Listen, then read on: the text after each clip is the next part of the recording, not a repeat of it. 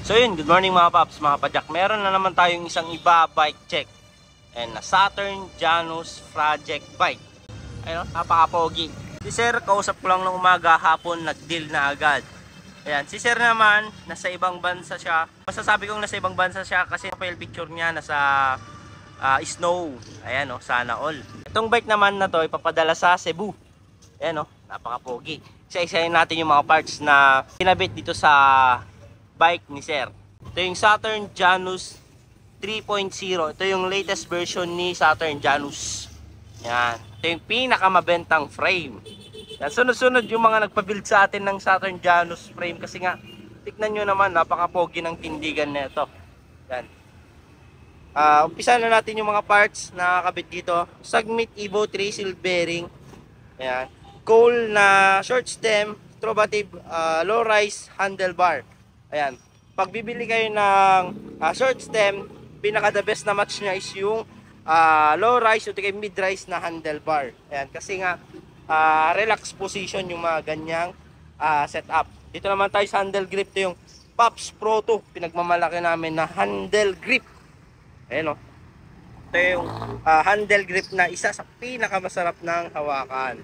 Pag nagte-trail kayo, hindi to basta-basta dumudulas yung kamay nyo. Ayan, lalo pag wala kayong gloves. Ito, mas makapit pa lalo pag may gloves kayo. Mas maduman kayo o hindi, napakakapit ng handle grip na to. Ayan o. Ayan. Dito naman sa brake set, MT200 brake set, Jore M6100 na 12-speed shifter.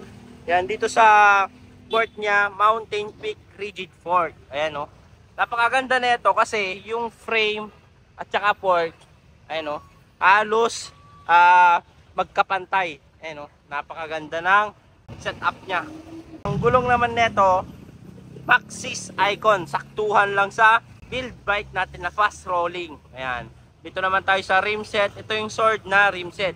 Pinalitan natin ng Pops Pro 1 yung decals nito para yung kulay ng bike natin is black and white. Ayan. Kasi yung sword kasi netong kulay niya is yellow.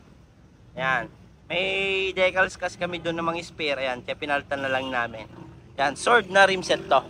Ito yung spoke niya. Bladed spoke. Napakaganda. Sword na hubs.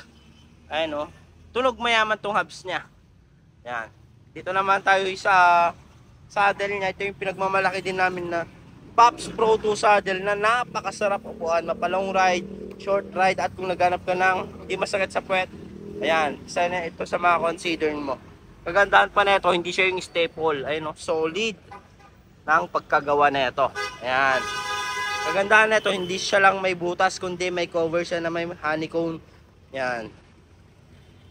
Makikita nyo lang yan sa mga mamahaling saddle. Ayan, dito naman tayo sa seat post niya, Trovative, Heroic seat clamp, Mountain Peak pedal, Heroic crankset.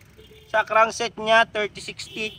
Bagay na bagay sa mga naka rigid fork na setup. M6100 na chain, M6100 na sprocket 1051. Ayan o, isang panghataw at pang ahon. Jore M6100 na RD, syempre may clutch yan. Yan. Dito naman tayo sa likod, yung sword na hubs. Ayan.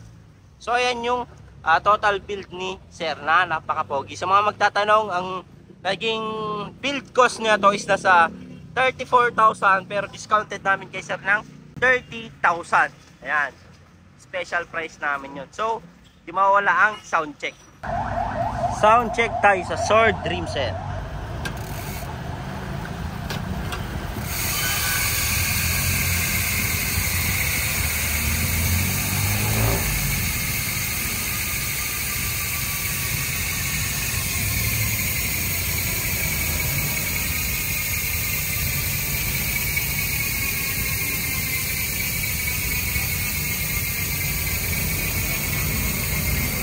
So ayan.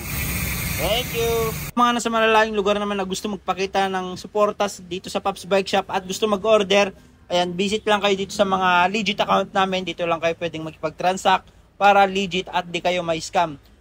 Visit lang kayo sa TikTok, Shopee, Lazada namin. Pops Bike Shop Official. Ayan, ito yung mga legit account namin. Jason Bike Parts.